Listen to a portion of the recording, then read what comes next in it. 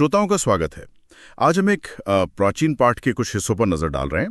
इसमें भारत के एक बहुत ही पवित्र माने जाने वाले क्षेत्र और वहां पूजे जाने वाले देवता का जिक्र है। हाँ, हम बात कर रहे हैं प्राचीन ओड्र देश की। ओड्र देश जो आज के ओडिशा के पास है, समुद्र तट पर। बिल्कुल, और इसे स्वर्ग और मोक्ष दिलाने वाला बताया गया है। और यहाँ के मुख्य देवता हैं भगवान सूर्य, अपने खास रूप में कोणार्कादित्य। जी, तो आज हम इसी जगह का महत्व, यहाँ के लोगों के गुण और खास तौर पर कोणार्कादित्य की पूजा विधि और उसके फल, इन सब पर बात करेंगे। सही। देखिए, ऐसे पौराणिक ग्रंथों में ना अक्सर भूगोल, आस्था, कर्मकांड ये सब मिले जुले होते हैं। तो ये अंश हमें सिर्फ ओड्र देश की पवित्रता या वहाँ के सुसंस्कृत लोगों के बारे में ही नहीं बताता, बल्कि कोणार्कादित्य के रूप में सूर्य पूजा की एक खास विधि और उसके गहरे असर पर भी रोशनी डालता है। मतलब स्थान और देवता दोनों ही महत्वपूर्ण हैं? बिल्कुल, दोनों की महिमा पर जोर है। अच्छा, तो सबसे पहले ये ओड्र देश, इसके बारे में क्या खास बताया गया है? पुण्य आत्माओं का निवास? हाँ, स्वर्ग और मोक्ष प्रदायक।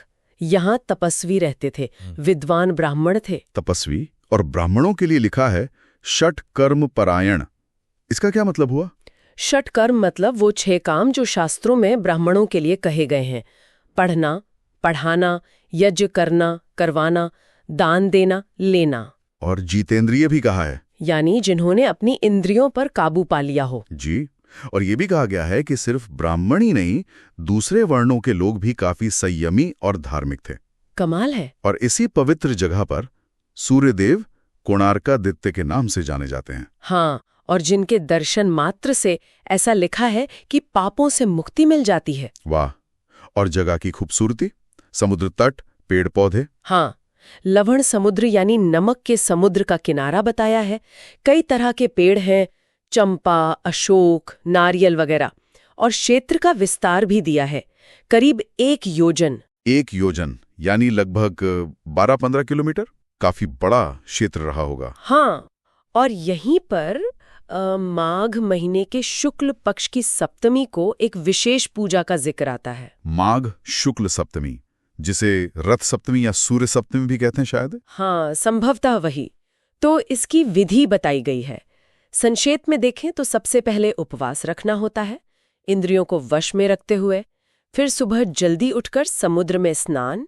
उसके बाद तर्पण, मतलब देवताओं, ऋषियों, पितरों को जल देना। अच्छा, स्नान, तर्पण, फिर साफ कपड़े पहनकर सूर्योदय के समय समुद्र किनारे पूर्व दिशा की ओर मुंह करके बैठना। ठीक। इसके बाद तांबे के बर्तन में, या अगर वो न हो तो मदार के पत्ते का दोना बनाकर उसमें लाल चंदन से 8 पंखुड़ियों वाला कमल बनाना है।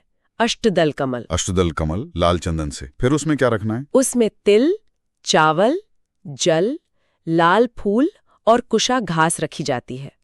और फिर होते हैं अंगन्यास और करन्यास। ये शरीर के हिस्सों को मंत्रों से शुद्ध करने की प्रक्रियाएं हैं। अच्छा, ये थोड़ी जटिल प्रक्रिया लगती है। हाँ, थोड़ी विधि तो है। इसके बाद फिर भगवान सूर्य का ध्यान करना होता है। उनका एक स्वरूप भी बताया गया है। कैसा स्वरूप? सफेद कमल पर बैठे हैं, आंखें पीली हैं, शरीर लाल है, 2 भुजाएं हैं, लाल वस्त्र पहने हैं, गहनों से सजे हैं, शांत हैं और वर देने वाले हैं। बड़ा ही सुंदर वर्णन है। हाँ, सुनने में ही बहुत भव्य लग रहा है। अच्छा, ये सब तैयारी हो गई, ध्यान हो गया, फिर सूर्योदय के समय अर्घ्य यानी जल चढ़ाने की विधि, वो कैसे करनी है? हाँ, अर्घ्य देने का भी तरीका है। बर्तन को सिर से लगाना है, फिर जमीन पर घुटने टेककर चुपचाप मौन होकर त्रियाक्षर मंत्र के साथ सूर्य को जल देना है। त्रियाक्षर मंत्र यानी ओम? हाँ, संभवतः ओम ही। लेकिन देखिए, यहाँ एक बहुत दिलचस्प बात कही गई है। क्या? कि अगर किसी को दीक्षा ना मिली हो या मंत्र ना पता हो, तो वो सिर्फ सच्ची भक्ति और श्रद्धा से सूर्य देव का नाम लेकर भी अर्घ्य दे सकता है। अरे वाह, ये तो बहुत अच्छी बात है। मतलब विधि से ज्यादा भक्ति महत्वपूर्ण है। बिल्कुल, साफ लिखा है कि भगवान सूर्य भक्ति से ही प्रसन्न होते हैं। पूजा में फिर गंध, धूप, दीप, नैवेद्य यानी भोग वगैरह चढ़ाना होता है और आखिर में विसर्जन। और इस पूरी पूजा का फल क्या बताया गया है? आपने कहा था पुण्य मिलता है, पाप नष्ट होते हैं। हाँ, सांसारिक इच्छाएं तो हैं ही, जैसे रोग से मुक्ति, धन, विद्या, संतान मिलना, ये सब। लेकिन इससे भी बढ़कर परम गति यानी मोक्ष की बात कही गई है। मोक्ष? सीधे मोक्ष? हाँ, और सुनिए, इसकी तुलना 10 अश्वमेध यज्ञों के फल से की गई है। 10 अश्वमेध यज्ञ? ये तो बहुत बहुत बड़ी बात हुई।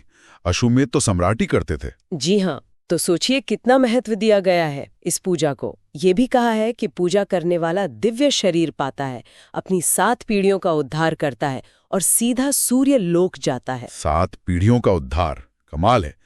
अच्छा, ये पूजा कौन कौन कर सकता था? क्या सिर्फ ब्राह्मण? नहीं, यही तो खास बात है।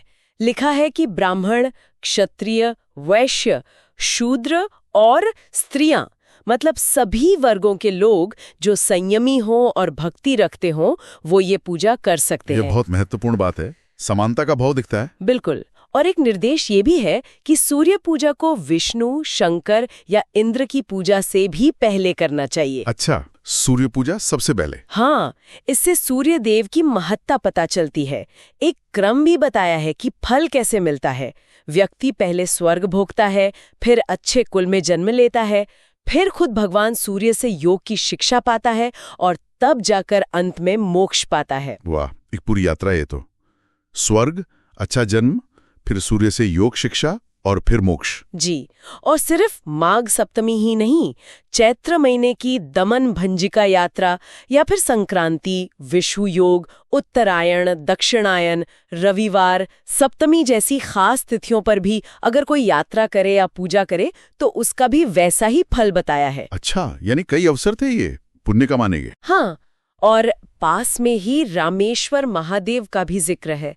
उनकी पूजा से राजसूय और अश्वमेध यज्ञों का फल मिलता है, ऐसा कहा गया है। तो मतलब ऑर्डर देश, कोणार्कादित्य और ये सारी पूजा विधियां, ये सब मिलकर एक ऐसा ताना बाना बुनते हैं जहां आस्था, कर्मकांड और उसका फल सांसारिक भी और आध्यात्मिक भी सब जुड़े हुए हैं। हाँ बिल्कुल, ये पाठ हमें दिखाता है कि कैसे एक पवित्र स्थान, एक खास देवता और उनके लिए तय की गई पूजा विधियों के बीच एक गहरा रिश्ता था, और ये सब मिलकर भौतिक सुख और आध्यात्मिक उन्नति दोनों का वादा करते थे। सही। लेकिन इसमें जहां एक तरफ इतनी विस्तृत विधि बताई गई है, वहीं दूसरी तरफ ये भी कहा गया है कि जिसे विधि न भी पता हो, वो सिर्फ सच्ची श्रद्धा और भक्ति से सूर्यदेव को प्रसन्न कर सकता है। हाँ, ये बात मुझे बहुत महत्वपूर्ण लगी। तो ये बात आज भी हमें सोचने पर मजबूर करती है, नहीं?